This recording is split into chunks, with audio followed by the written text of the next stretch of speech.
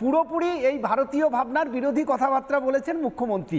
কিন্তু কেন হচ্ছে, আমরা কতজন র্যান্ডাম সার্ভে করলে বলতে পারবো 2013-র 7ই জুন পশ্চিমবঙ্গে কোন ঘটনা ঘটেছিল?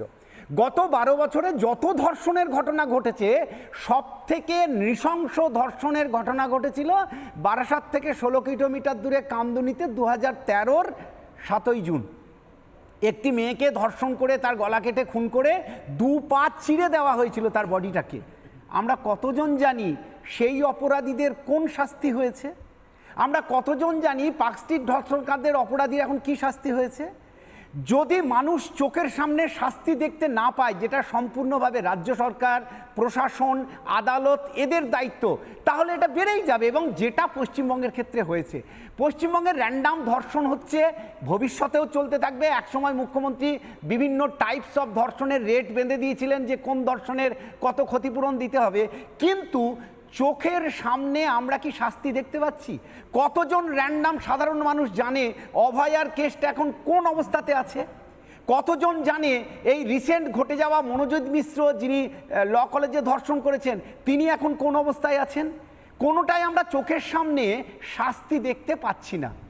ভারতীয় শাস্ত্রে খুব স্পষ্ট বলা আছে, যদি এই অপরাধের শাস্তি মানুষ দেখতে না পায় তখন বেপরোয়া হয়ে ওঠে মানুষ, যেটা পশ্চিমবঙ্গের ক্ষেত্রে হয়েছে। আর একটা হচ্ছে, অংশগ্রহণ কথাকে পূর্ণ সমর্থন করছি, সেটা হচ্ছে এই যে বেসরকারি কলেজগুলো, তাদেরকে একটু তদন্ত করলেই দেখা যাবে প্রত্যেকটা বেসরকারি মেডিকেল কলেজ হোক বা অন্য কলেজের হোক, মাথায় কারো না কারো হাত আছে, সেটা তদন্ত করলেই বেরিয়ে পড়বে। আর তৃতীয় প্রশ্ন তোমার, যেটাতে বুদ্ধিজীবীরা কেন কলকাতায় প্রতিবাদ করবে না, তার কারণ এরা জানে কলকাতায় পিঁপড়ে মরলে যে প্রতিবাদ করলে যতটা ফুটেজ পাওয়া যায়, বা সামনে যদি কোনো ফিল্ম রিলিজ থাকে, সেটা মফস্বল শহরে হাতি মরলেও সেটা করা যায় না। কলকাতার বেসিক্যালি এই বুদ্ধিজীবী চিত্রশিল্পী যারা পথে নামে, তারা ফুটেজ খেতে নামে যে আমার জনপ্রিয়তা কতটা বাড়বে, তারা কিন্তু অরিজিনালি প্রতিবাদ করতে নামে না, যার ফলে এক্ষেত্রেও প্রতিবাদ হবে না। আর শেষ করব যেটা দিয়ে তুমি শুরু করেছিলে, সেটা হচ্ছে এই তালিবানি মুসলমান। আমি অত্যন্ত দায়িত্ব নিয়ে বলছি, পশ্চিমবঙ্গের সবথেকে বড় ঈদের অনুষ্ঠান হয় রেড রোডে, যেখানে মহিলাদেরকে নামাজ পড়তে দেওয়া হয় না।